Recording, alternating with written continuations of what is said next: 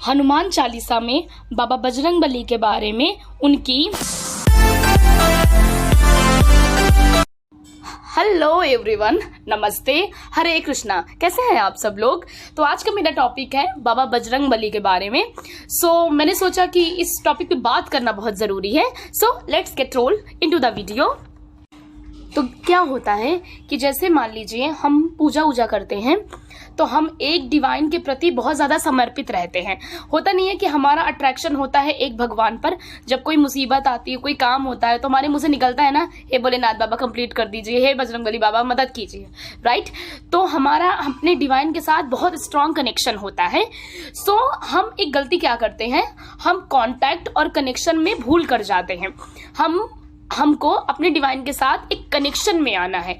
जब आपका किसी के साथ कनेक्शन हो जाता है तो वो हार्ट से हार्ट का, दिल से दिल का कनेक्शन हो जाता है, वो आपको अपने भगवान के साथ करना है। सिमिलरली मैंने लोगों को देखा है कि वो जैसे एक पर्टिकुलर देवी देवताओं को मानते हैं, अच्छी बात है जो कि, तो वो क्या करते हैं कि वो सिर्फ मानते हैं, बाकी उनके जो क्वालिटीज है, मजाल है, उसका एक अंश अपने अंदर उतारा हो, कुछ ये सब नहीं करेंगे। वो सिर्फ कहेंगे हाँ मैं बहुत पूजता हूँ, मैं सुबह मंदिर जाता हूँ, मैं शाम को जाता हूँ, लेकिन उनके साथ उनका कनेक्शन नहीं बिल्ड होता। इस वीडियो में मैं आपको यही बताऊंगी कि कनेक्शन आपको रखना है। देखिए, कांटेक्ट तो हमारा पूरी दुनिया से होता है, लेकिन कनेक्शन आपका जिसके साथ होता है वही आपके दिल में बसते हैं ना। उनके साथ ही जब कोई मुसीबत होती है तो आप उनके साथ बैठते हैं, उठते हैं। स्पेशली इमोशन वाले स्टेज में जब आप इमोशनली होते हैं तो आप कनेक्शन की तरफ भागते हैं। तो यही पर है बाबा बजरंगबली के बारे में। अब मैं बाबा की पहले पर्सनालिटी के बारे में डिस्कस करूंगी कि गाइज, अगर आप उनको देखे होंगे, वो इतने लंबे चौड़े, इतने ज्यादा ताकतवर, इतने विशाल।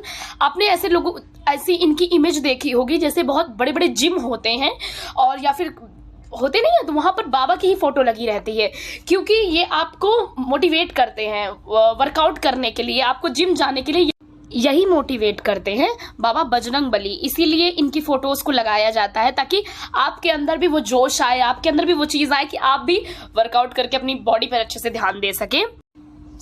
अब मैं आपको बताती हूँ कि बाबा बजरंगबली से हमारे को सीखना क्या है। Point number 1, so humble. आपको पता है बाबा से हमारे को ये सीखना है कि ये इतने स्ट्रांग थे, इनके पास सब कुछ था, एक विशाल थे, जिसने लंका जला दिया हो, जिसने सब कुछ कर दिया हो। इनके बारे में मैं क्या बोलूं, शब्द ही नहीं है। लेकिन मैं आपको बताती हूँ कि इतने विशाल थे, इतना ज्ञान था उनको, लेकिन वो हमेशा इतने ज्यादा डाउन टू अर्थ थे, इतने हम्बल थे। हर एक चीज अचीव करने के बाद भी उनके अंदर अहम ईगो नहीं था। Point number 2, it's devotion. Guys, आपको पता है ना कि वो कितने डिवोटी थे। वो श्री रामचंद्र जी के एक बार उन्होंने जब उनका हाथ थामा तो वो हाथ को छोड़ा नहीं, अंत तक उन्होंने उस चीज को निभाया। उनसे जितना करते हुआ उन्होंने किया, दिमाग लगाकर, अपना बल लगाकर, हर तरह से, और उन्होंने अंत तक सामने वाले का साथ निभाया। वो इतने डिवोटी थे। Point number 3, inner child. आपको पता है ना वो कितने महान थे, कितने बड़े थे, सब कुछ था, लेकिन वो बहुत ज्यादा चाइल्डिश भी थे। कभी कभी वो बचपना भी अपना करते थे, मतलब उसको भी जीवित रखते थे। तो उन्होंने ये भी बताने की कोशिश की है कि मतलब आपको अपने बचपने को भी नहीं खत्म करना है, चाहे जितना भी आपके पास काम हो, चाहे आप जितना विशाल हो, लेकिन एट द सेम पॉइंट आपको जीने के लिए आपको बचपने में भी अपने आना होगा या फिर रहना होगा। Point 4, friendship. गाइज, आपने इनकी फ्रेंडशिप की चर्चाएं कितनी बड़ी थी। जब आपने रामायण देखा होगा कि एक बार उन्होंने जब उनका हाथ थामा, जैसे मैंने पहले भी बताया है, तो उन्होंने अपनी ही फ्रेंडशिप को बहुत लॉन्ग लास्टिंग चलाया, अच्छे से चलाया, ईमानदारी के साथ चलाया।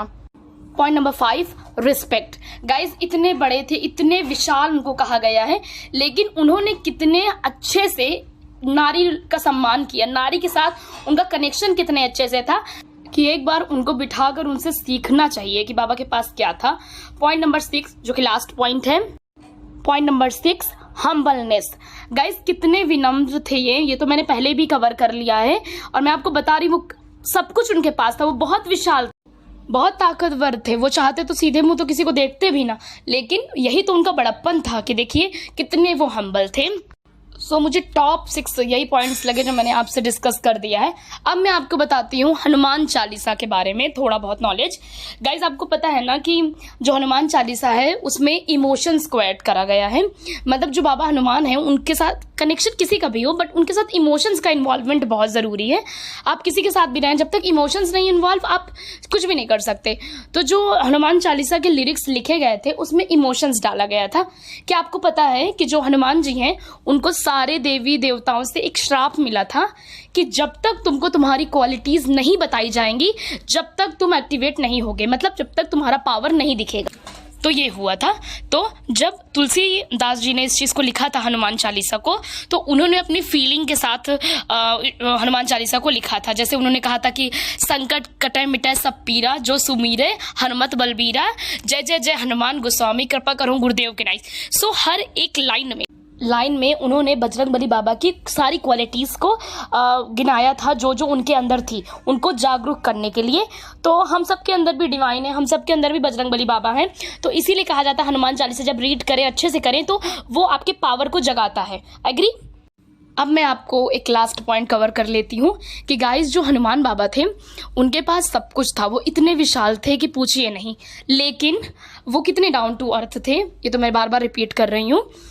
उसके अलावा उनके 2 साइड्स थी।